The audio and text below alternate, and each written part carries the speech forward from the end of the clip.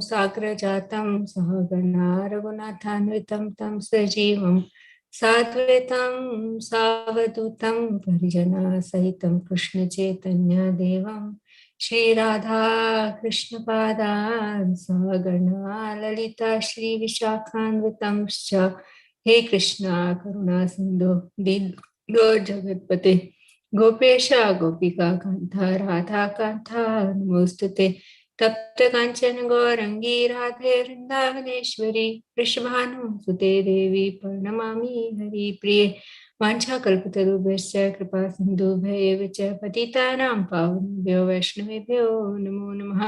नमो विष्णुपादाय कृष्णप्रेष्ठाय भूतले श्रीमते भक्तिवेदान्ता स्वामिनिति नामिने नमस्ते सरस्वते देवे गौरवाणी प्रचारिणे निर्विशेषा शून्यवादी पाश्चात्यादेशतारिणे जय श्री कृष्ण चैतन्य प्रभु नित्यानंदा श्री अद्वैता गदाधर श्रीवासादि गौर भक्तवृंदा हरे Krishna Krishna Krishna Hare Hare Hare Ram Ram Ram Hare Hare.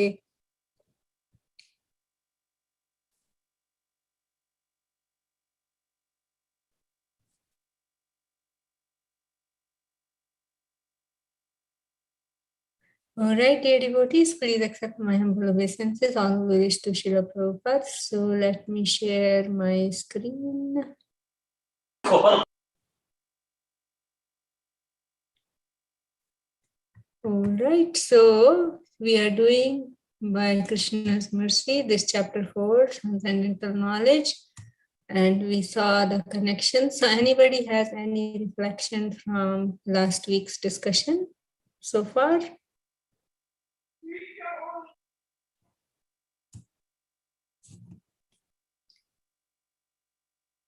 Anybody?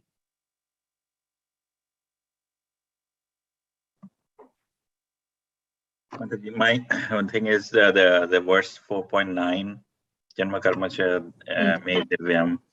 That verse gives a lot of inspiration that we keep on reading Srimad Bhagavatam, and as we know him, that gives us hope that yes, we can go back to Yeah. Anybody remembered any action in inaction? Yes, Mataji, that action and inaction, it's like a karma and a karma. Whenever we, so if we do a lot of good things, we acquire good karma. If we do bad things, we acquire bad karma. But both are not good. Both are not to be considered in the spiritual path. We should be free from birth means then we should not acquire any karma. So for that we should do all the activities in service of God. Yes. Very nice. Yeah, the same service as Duryodhana is also fighting, Arjuna is also fighting, but the motive behind that makes them free from karma. So like that, I think each and every activities that we are doing, we should relate it to the service of God. But yes. I was trying that. I think today is Monday, right, Mataji? So yesterday I was feeling sleepy. If I want to drink coffee or tea, then I will. How to relate it that it is for Krishna, like that action, because I'm eating it for my sense, right, Mataji? I'm feeling sleepy. I don't want to sleep. That's why I'm drinking tea. How that? Yeah, It's so very deep thinking. I don't know, Mataji. Yeah, we can say that so that I can freshen up and do service for Krishna, right? Okay. Yes, Mataji. So that I can freshen up and then do service for Krishna. That's good one, And Mataji. let's say you put milk in it, right? So you can use the offered milk in that and have it, right? Milk which was offered to Krishna. So in that way, like we have to be very, very conscious and Yeah, but in the yeah, beginning. it will be slowly and gradually. So meaning like, okay, right now, for example, until yesterday, I was not doing anything. I was just doing everything for my own self. And today I came to know that I should do everything for Krishna. It will take time, right?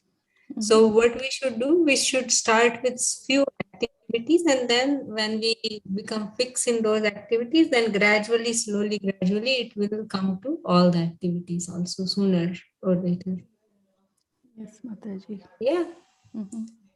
All Yeah, right. for that action to happen slowly, sometimes we fell down and Mataji, we start again from the beginning. Yeah. That's Yeah. Yeah. Yeah. so that, I think that's why the mind wants to acquire it immediately, but it's not happening. Yeah, yeah. So basically, just like a child, when the child tries to walk, then they fall many times, and they get up and they walk. They get up and they start to try to walk, right? So Yes. same way, we are also trying to do this walking in Krishna consciousness. So slowly, slowly, just like remember the example of the child learning to walk, Okay, Mataji. Yeah, I'll right? try, Mataji. Thank you, Yeah. Mataji. Okay. Mataji, just wanted Anything? to add Uh, to this example, like the devotee of association really helps yeah. keeping us in check. Yeah. Yeah. Like I was about to say this, that just like when the child is walking, the parents encourage and they provide things that can help the child to walk more, right? They give the enthusiasm. They will stand on one side and they will hold their arms just as if they are calling the child to come to them. So similarly, the devotee association for us is that kind of parental support and help in trying to learn to walk. Yes, Mataji. Thank you. Yeah. Thank you, Prabhu. Anything else quickly?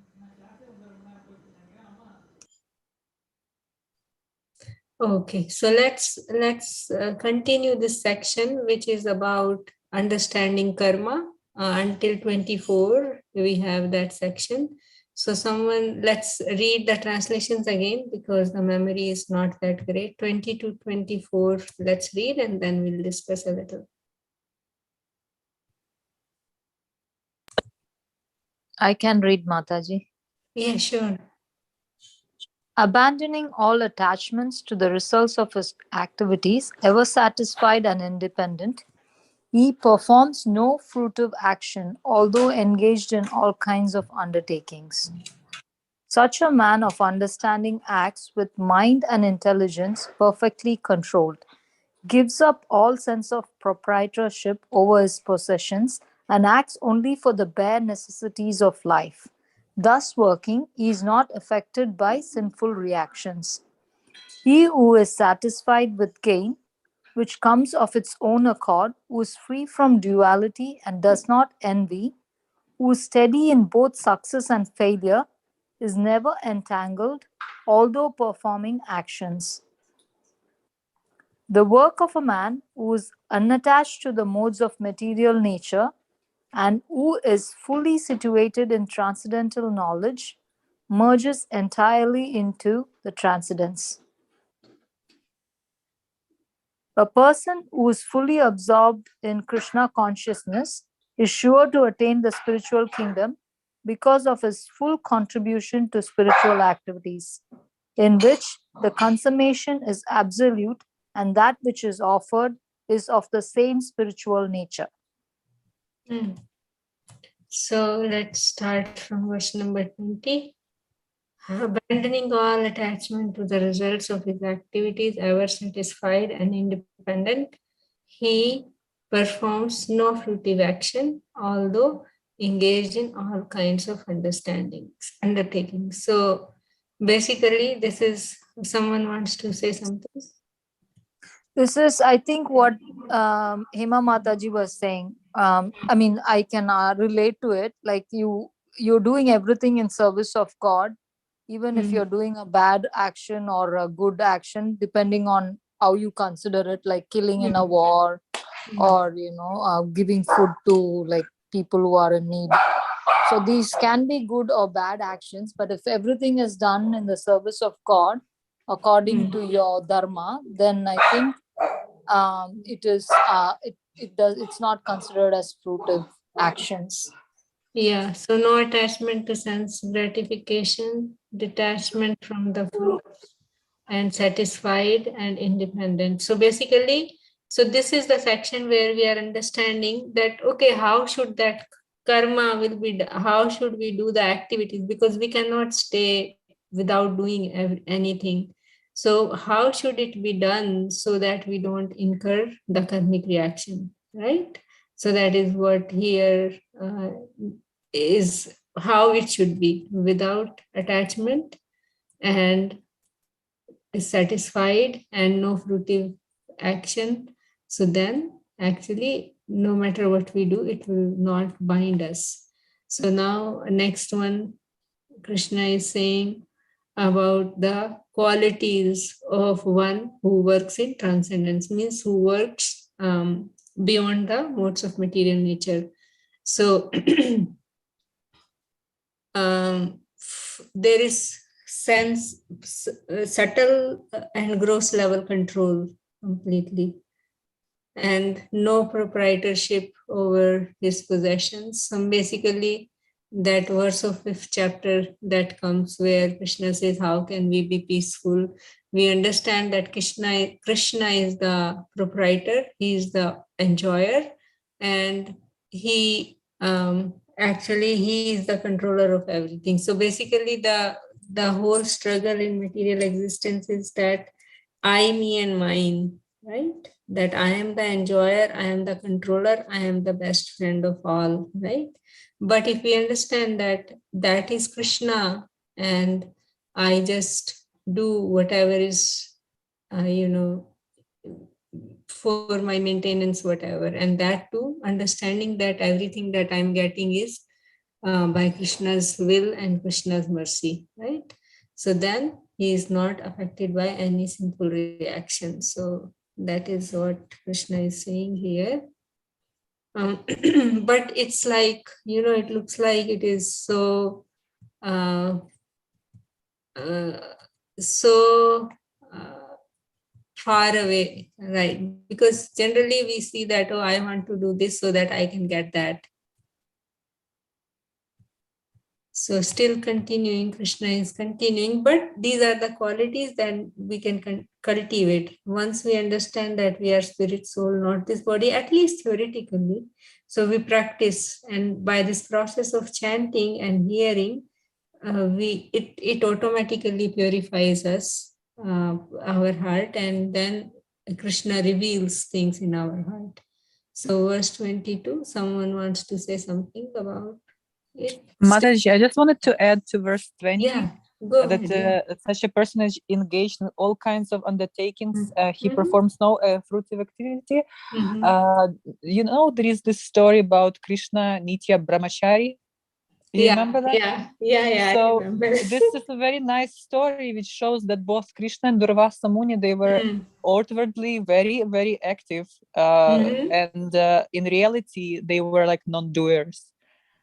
Yes. Yeah, you want to say the story?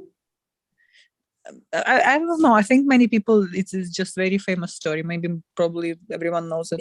Yeah. If you quickly want to say, that's fine. Again, it's not. Go ahead, guys. No harm. I don't know. So the story is, it's a nice story. One time Durvasa Muni was passing by near Vrindavan, and gopis, they really wanted to do something nice for him. They wanted to offer him prasadam.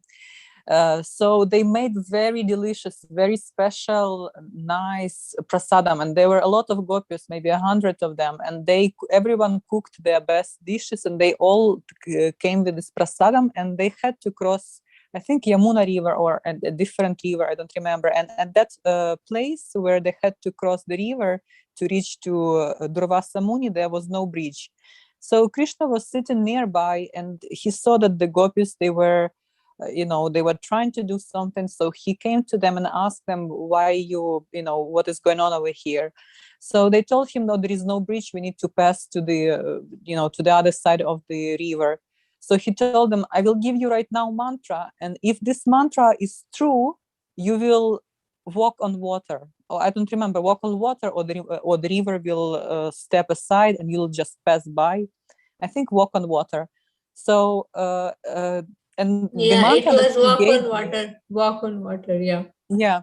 So the mantra that he gave them is Krishna Nitya Brahmachari, which means Krishna is forever or eternal Brahmachari. And gopis, they started to laugh because they know that every night he's dancing, with many gopis in the forest. So they started to laugh, thinking, what kind of Brahmachari is he? So nonetheless, they started to repeat this mantra, and they walked on water and they passed the river. So they were bewildered. They didn't know how it came true, but they just walked on the water. They went to Durvasa Muni. They offered him prasadam. There were a lot of gopis, a lot of prasadam, and he ate all of it just to make them happy and to honor this prasad. So he ate every dish till till there was nothing left. So the gopis, they took the empty pots, and they were trying to cross the river again. However, they didn't know how to do it. So Durvasa Muni asked them, okay, but how did you come here if there is no bridge? And they told him the story. They told him, Krishna gave us this mantra, Krishna is Nitya Brahmachari. So now we don't know how to cross back. And he says, okay, I'm going to give you right now a different mantra. So the mantra, he says, Durvasa Muni is forever fasting, is eternal faster. So basically the person who never eats, or the person who always fasts. So, after eating this hundreds of different tasty dishes, he says, Durvasa Muni always fasts, is always fasting. So they, didn't say anything. They just said the same mantra, and they went back to on the river, on the water, meaning that this is true. And the moral of the story, that even externally, Krishna and Durvasa Muni, Krishna is dancing with the gopis, and Durvasa Muni is eating all of that prasadam. They are not engaging their senses, like they're not doing this for themselves, because their actions are dictated by love, not by selfish motive. Right, Mataji? Yes.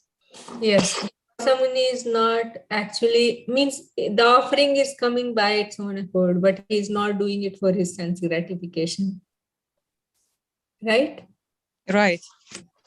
Yeah, and how Krishna is Brahmachari? Because he is not the sense enjoyer. Basically, everything belongs to him.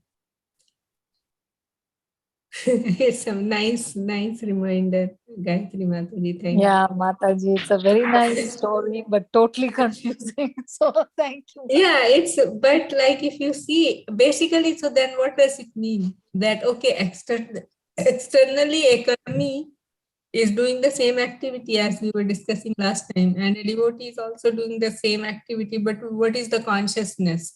The karmi has consciousness that they want to enjoy, but the devotee has a consciousness, oh, I'm doing it to serve Krishna. Right. So it's the inner consciousness that matters, right? Correct. Yeah. So Understand. Thank you. Thank you. With the examples like that, it is more relatable. All right. So should we move on to the next verse? Mataji, can I ask one question? Yeah. Yeah, Mataji, in 529 it says Bhoktaram, right? Krishna is Bhoktaram, so he's the supreme enjoyer. Yeah. Now you just said that he does not enjoy. So He enjoys, but he is not like us. He is eternally, like he is the possessor of everything. So it's not that he wants something from outside. He doesn't need anything from outside because everything is his. So he's Atmaram, but he's Bhokta. Yeah, he's Atmaram. Okay, they're yeah, I have an contradictory. answer for that too. Yeah, I have an answer for that. Bhokta is because everything is his. So basically, there is no question that he is Bhokta. It is his. It's not his. So, but just like taking the water from Ganga and offering it to Ganga for my own benefit, right? So similarly, it is Krishna's and I am offering it back to Krishna for my benefit, so that I get the benefit of devotional service, rendering service to Krishna. That is why Krishna has given us this process for our benefit. He doesn't need anything. Okay. Yeah, okay. Yeah, just like the example generally we hear, taking the water from Ganga and offering it back to Okay. Yeah. So then we are in Then he is not a supreme enjoyer, Mother. he is the supreme enjoyer, He but he is. doesn't need anything from outside. He He is the doesn't need supreme anything. enjoyer. He's self-satisfied. He is self-satisfied. It may But be it is like, for our he did not If need to you, steal the butter, but the gopis desired that he yeah, steal. yeah. So yeah, like that. And if you read the 9th chapter, verse number 26, that Patram Pushpam Phalam Toyam verse, there Srila Prabhupada explains that actually. Multiple places, I mean, that's what one example that comes to mind. So now we, this one, 22nd, right? So basically it's so no, whatever comes, they are satisfied, and there is no envy, no duality, then no, whether it's success or failure, he is happy and never entangled. So these are the qualities of a person who do his work in beyond the modes of material nature and which will not be binding. So these are the descriptions, even though we are performing, but if it is without the desire, whatever comes, okay, that is all Krishna's will. But it's not that I stop doing things. That's what Krishna is telling Arjuna. You fight with this kind of consciousness. So we have to transform our consciousness slowly and gradually. The work of a man who is unattached to modes of material nature and who is fully situated in transcendental knowledge merges entirely into transcendence. So what does that mean?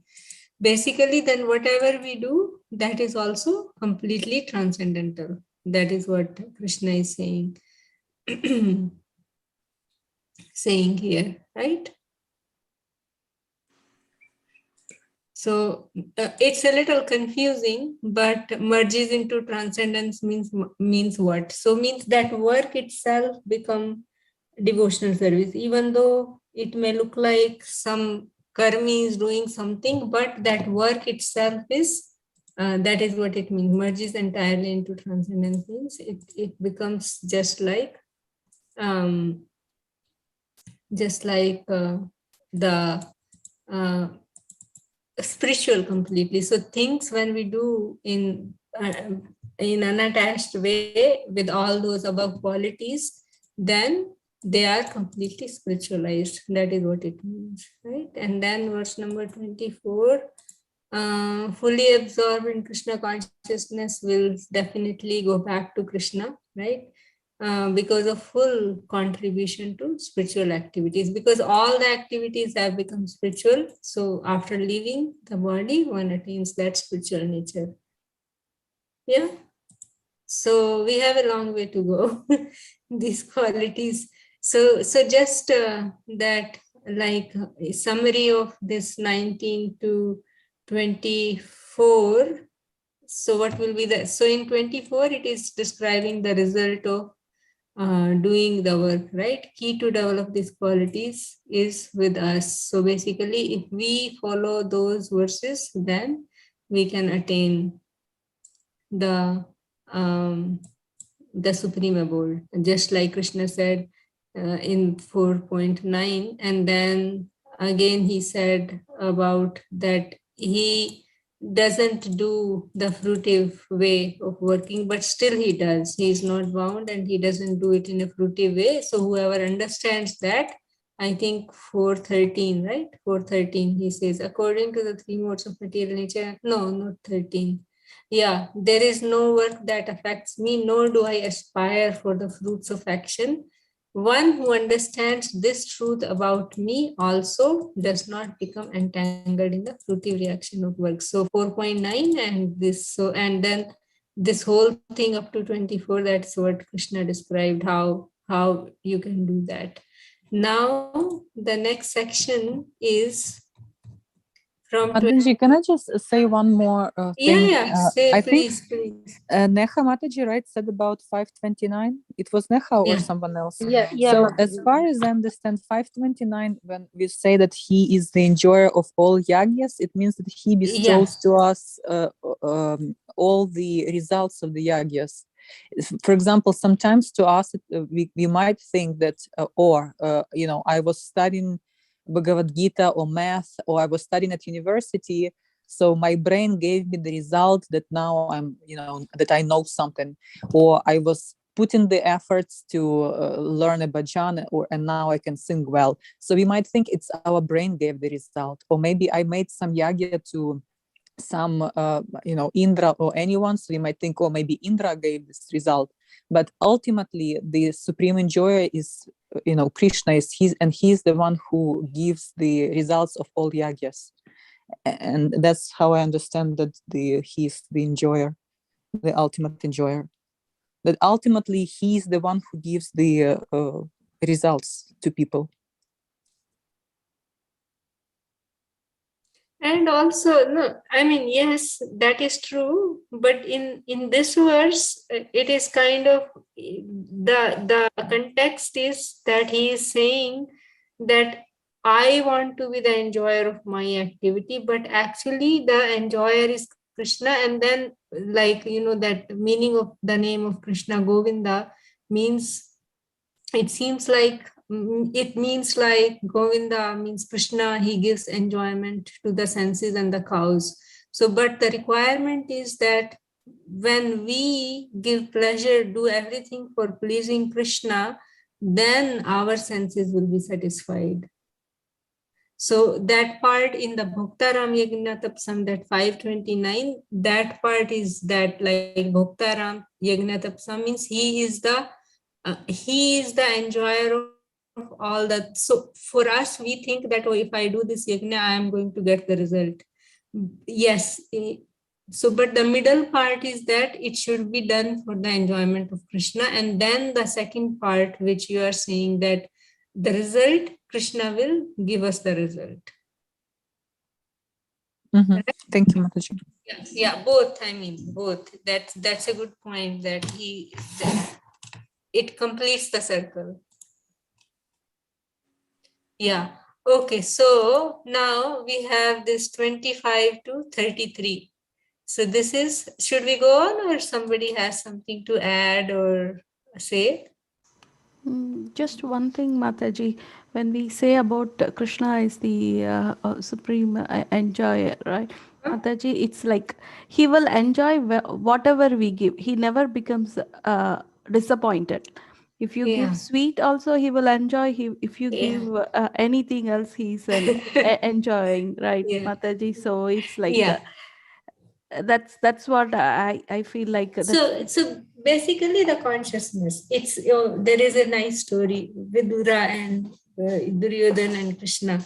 So means it's our consciousness, with what consciousness we offer to Krishna, and based on that he will enjoy it or reject it. So just like when they were going, Krishna went as a messenger of Pandavas to Duryodhana to give some land to them, at least 5 villages. Or then that time Duryodhana just wanted to pretending that he is going to host Krishna and he is going to serve Krishna nicely. So but from just to get some result, Duryodhana, just so that he can hypnotize or something, do something with Krishna. So he made an arrangement for nice bhoga for Krishna, means nicely serve Krishna like food. So, but Krishna did not accept it because Duryodhana had envious feelings towards Pandava. So Krishna didn't accept. But then Krishna took the banana peel from Vidura's wife. He accepted it with full love. So in excitement, Vidura's wife, she gave him banana peel, not the banana. In excitement, she gave the banana peel, and Krishna accepted because she is lovingly wanted to give, but Duryodhana has envy towards the devotees of Krishna. So Krishna didn't want anything from him. That makes sense? Yes, Mataji, yes. Yeah. So just example came to my mind. So from 25 to 33, that how these sacrifices, they lead to transcendental knowledge. So when we do some sacrifice, meaning there is a lot of, when we go through this section, so actually whatever we do, all the things that we do, there is a sacrifice of our time, there is a sacrifice of our, we could do something else, but we are sacrificing it to do something else, right? So those sacrifices, if they are done for the service of Krishna and enjoyment of Krishna, then they lead to transcendental knowledge. So let's see from 25 to 33. Let's go. So maybe I think better that we read one by one and then discuss, I guess, because anyway we go back to that verse and discuss, right? Okay, so now let's go in rotation. Everybody read one translation and describe it. What do you understand? And then we can discuss, right? Yeah, Mataji, you can do that. Or you want to go quickly? I mean, whatever. I mean, this is just one. I think this section we can go quickly because this is a simple thing, I think. Okay, go ahead. Someone. Can I Yeah, read? Go ahead, Yeah, Mataji. go ahead. Okay. Some yogis perfectly worship the demigods by offering different sacrifices to them, and some other sacrifice in the fire of the Supreme Brahman.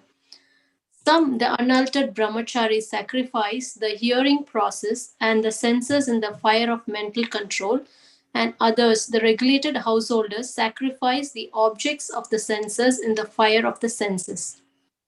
Others who are interested in achieving self realization through control of the mind and senses offer the functions of all the senses and of the life breath as obligation into the fire of the controlled mind. Having accepted strict vows, some become enlightened by sacrificing their position, and others by performing severe austerities by practicing the yoga of eightfold mysticism, or by studying the Vedas to advance in transcendental knowledge. Still others, who are inclined to the process of breath restraint to remain in trance, practice by offering the movement of the outgoing breath into the incoming, and incoming breath into the outgoing, and thus at last remain in trance, stopping all breathing. Others, curtailing the eating process, offer the outgoing breath into itself as a sacrifice. All these performers who know the meaning of sacrifice become cleansed of sinful reactions, and having tasted the nectar of the results of sacrifices, they advance towards the supreme eternal atmosphere. O best of Kuru dynasty, without sacrifice, one can never live happily on this planet or in this life. What then of the next? All these different types of sacrifice are approved by the Vedas, and all of them are born of different types of work. Knowing them as such, you will become liberated. Anybody wants to read it? Yeah, this last verse, 33. O chastiser of the enemy, the sacrifice performed in knowledge is better than the mere sacrifice of material possessions. After all, O son of Partha, all sacrifices of work culminate in transcendental knowledge. You want to say something? Yeah, Mataji. So basically, there are lots of different ways you can render sacrifice. They say without sacrifice, there is you cannot live happily in this planet. You have to. So there's some way of sacrifice we have to do in this lifetime to be happily living in this planet. So that's of sacrifice. So just a little summary of this section. So basically, the goal So basically, variety of sacrifices are described in this section, right? So all of these sacrifices have transcendental knowledge. That's what the section is talking about. So transcendental knowledge is the goal of all those sacrifices. That is what Krishna is saying. So, and what are the goals that we saw is control of senses. What does it do? What does the control of senses do? It purifies one of all sins and makes one happy. And then other goal is gain transcendental knowledge. So, so this we do get, right? So basically, as we saw in the verses 19 to 24 and in 33, that sacrifices actually uncovers the spiritual nature and it reveals transcendental knowledge. And then the third goal is devotional service. Basically, that's what we saw, right? If it is done properly for service of Krishna, which is devotional service. So, so then why do we have these different types of varieties of sacrifices? Basically, because there are different types of workers. Everybody is not fully situated in devotional service. Everybody has a different nature. According to their nature, they will be involved. So that is why in 32, it says that all different types of sacrifices are approved by the Vedas and all of them are born of different types of work. Knowing them as such, we will be liberated, right? And then how to do? In the consciousness of, as Krishna described in 19 to 23, without the desire for results, without envy, like that, right? And then we'll get the result as he described in 24, the realization of Brahman. So, and then we saw that different types of sacrifices here is demigod worship, and what was the ingredient, what was the fire, what was the ghee, and what was the spoon. Yeah. So like impersonalist, they want to go in Brahmajyoti, so their offering is that ego or the self, and by the chanting of Om, right? That's what it is described. And the Brahmacharis, they do mental control and sense control and hearing process. That's what. And Grastas, they do control of their senses, and they offer the objects of the senses in regulated activities by regulating the activities according to the Vedas. And then all different types of sacrifices are described. So I think you all can read those in more detail. Is that okay? Or Yes, ma'am.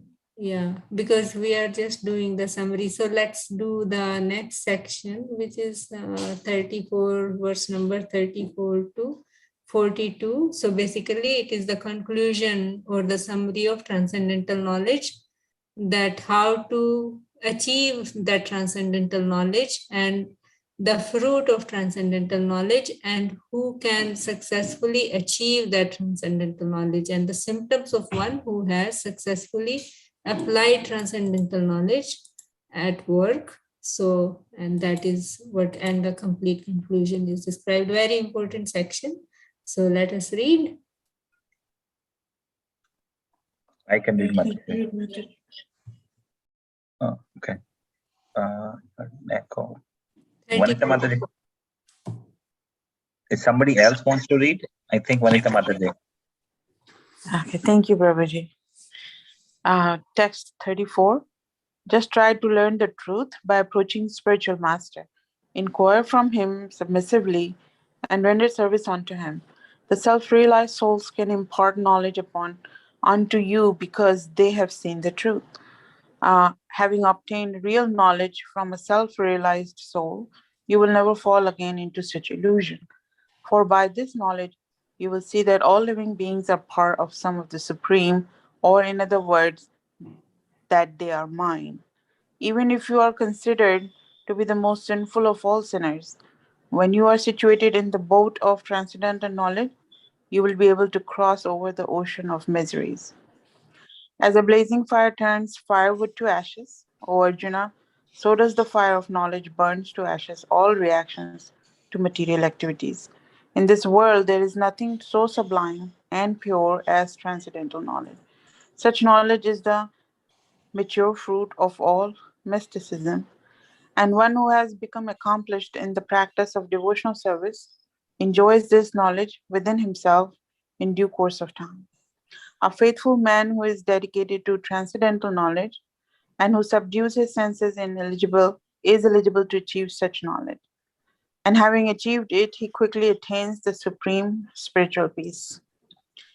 But ignorant and faithless persons who doubt the revealed scriptures do not attain God consciousness. They fall down. For the doubting soul, there is happiness neither in this world nor in the next. And one who acts in devotional service, renouncing the fruits of his action and whose doubts have been destroyed by transcendental knowledge, is situated factually in the self. Thus he is not bound by the reactions of work, O conqueror of riches. Therefore, the doubts which have arisen in your heart out of ignorance should be slashed by the weapons of knowledge. Armed with yoga, O Bharata, stand and fight. Yeah. Hare Krishna. Thank you, Mataji. You want to say something? Yeah, Happy to have you back, Mataji, by the way. Thank you, Mataji. Yeah, Thank you for so your happy blessings. to hear your voice. Yeah, go ahead. Thank you, Mataji. So, all of this is really telling us how to focus on transcendental knowledge and what it can do for ourselves in this material world, how it can connect us to the Supreme Lord, and reminding us to the goal, the ultimate goal of the fact that we are here on this earth, and how the transcendental knowledge can clean our senses, um, remove ignorance, increase devotional service, and make us closer to the Supreme Lord, make our journey closer to the Supreme Lord much easier. The ones who doubt it are destroyed, and they're never happy whether they're in this world or the other. Yeah. But it's also the fact that Mataji, I'm a fallen soul, when I look around, I do feel everyone we are on the same path. We ultimately will achieve Krishna one way or the other, but we are on different levels of journey. Yeah. Same journey, but on a different path. Yeah. So, yeah. So, it all depends when we get that realization based on our previous karmas and our. But I think also at the same how much effort we are putting in this life. How much desire you have, lolyam. Right. It says we have to have that lolyam, hankering to have that, and then taking actions, doing things according to that desire, right? And then, as you said, different levels are there. Different people do different things. So that we will see in chapter 12 of Bhagavad Gita that yes, there are different methods and different paths, but the devotional service is the fastest path. And in Kali Yuga, the Yuga Dharma is chanting of the holy name. So if we take the medicine that is for that disease, then we will be cured faster. But if we take some different mild medication, or if we don't take that proper medication, then it might take it, body might cure, but it might take time, or it may not happen at all, right?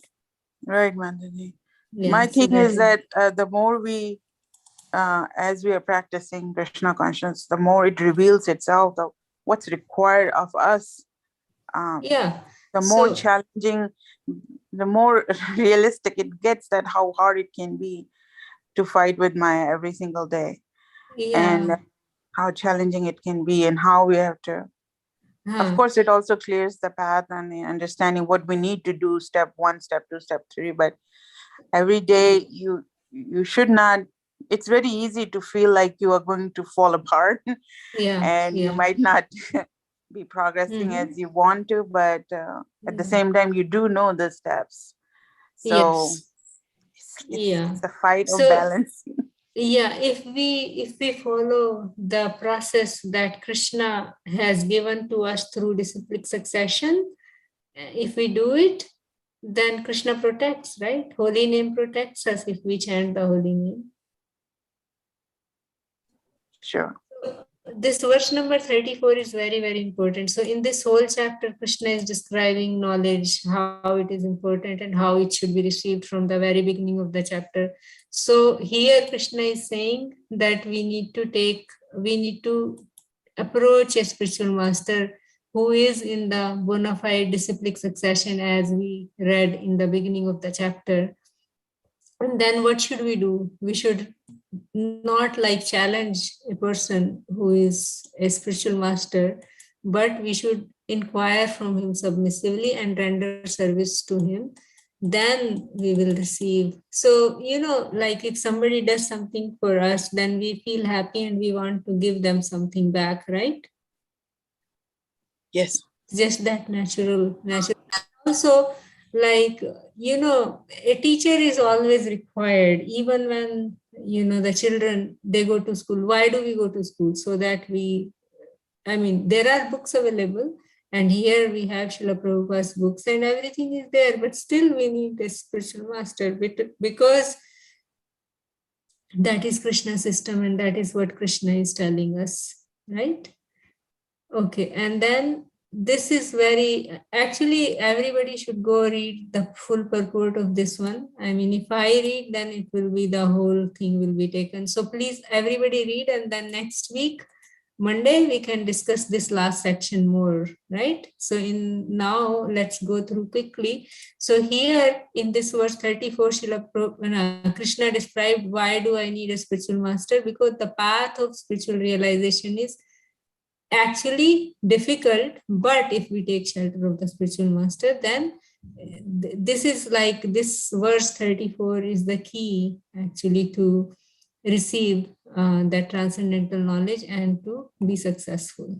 So then in 35, very important verse actually, what should happen once we receive the knowledge? And if this is not happening, that means my reception of that knowledge is not fully done yet. I'm realizing in bits and pieces, but not fully.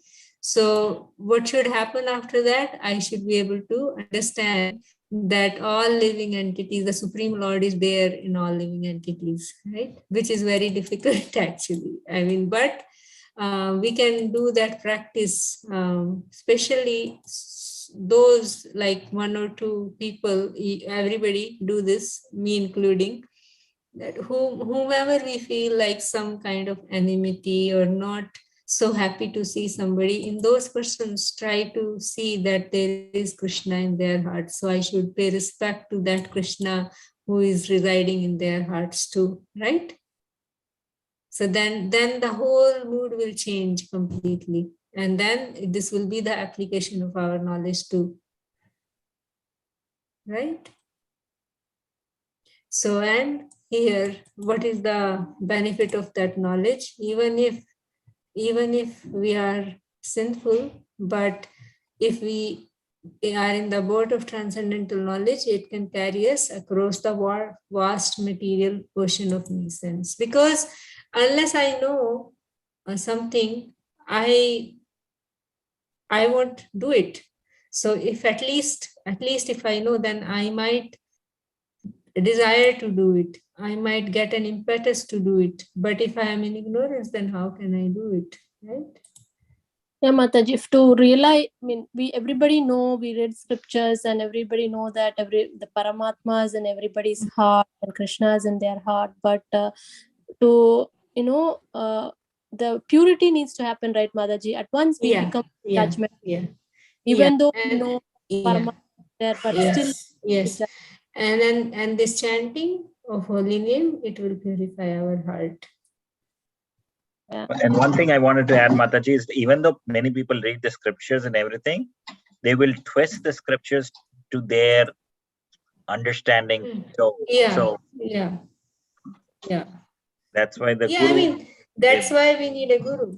That's why we need a guru, and not just like any guru, but somebody who has realized it, who has heard it from a realized soul, who is in a bona fide disciplic succession, right? So here Krishna in this verse is giving an analogy, just like the firewood, it burns, blazing fire burns the wood to ashes. Similarly, the fire of knowledge can burn all the reactions of material activities. So, yeah. Then what does he say? Glorifying transcendental knowledge here, that, and what is he saying? Such knowledge is the mature fruit of all mysticism. Basically, like all mystic powers, knowledge is higher than that, all the mystic powers.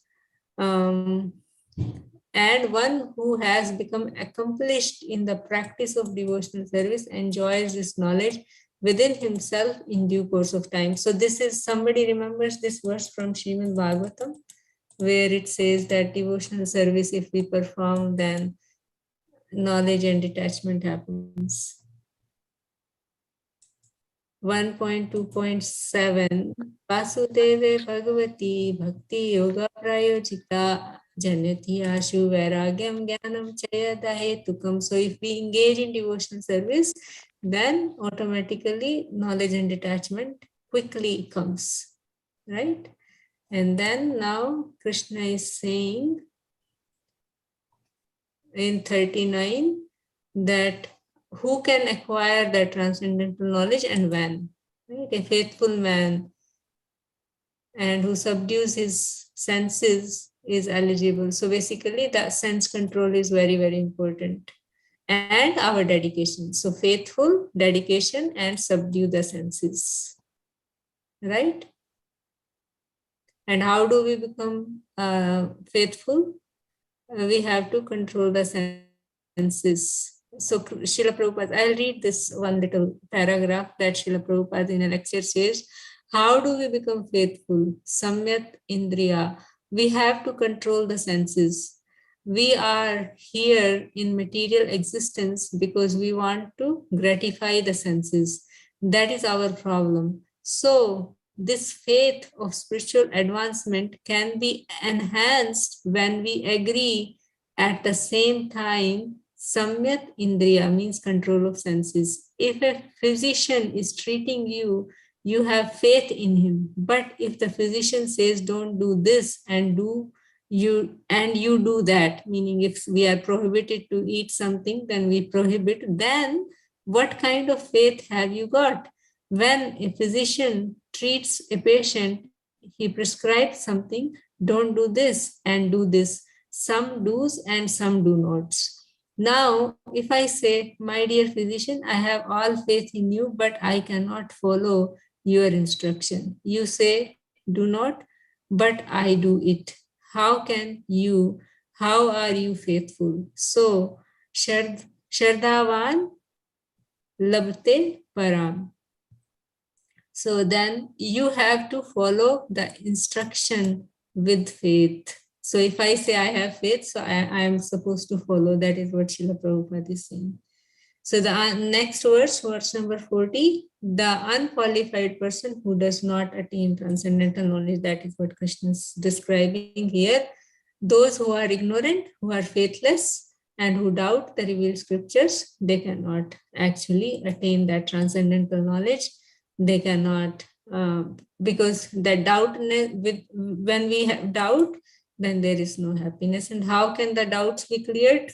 So when we have a proper teacher, then we can put our doubts and those doubts can be cleared, right? Yeah.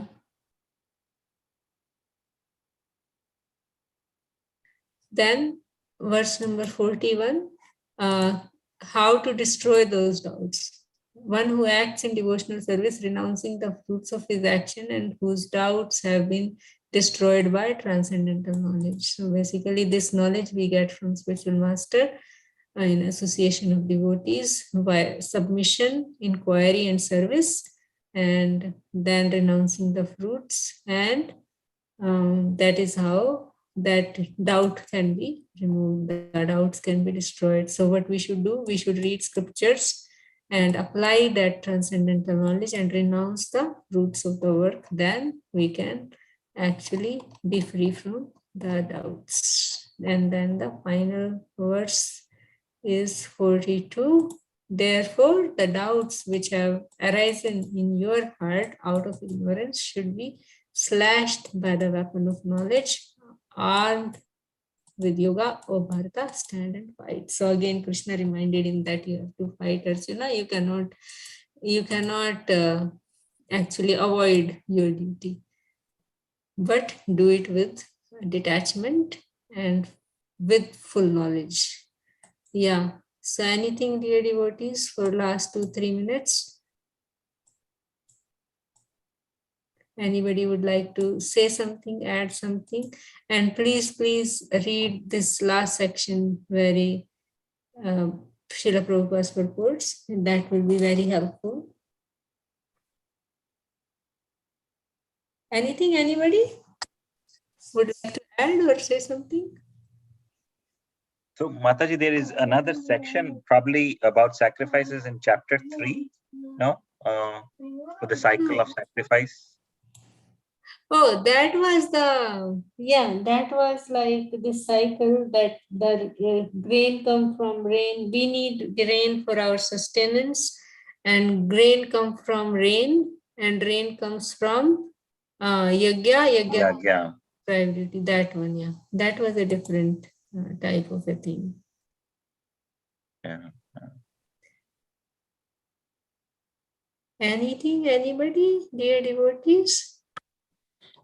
Manjari Mataji, there's one thing I was reading in that text where they said the bona fide master is the one who has seen the truth.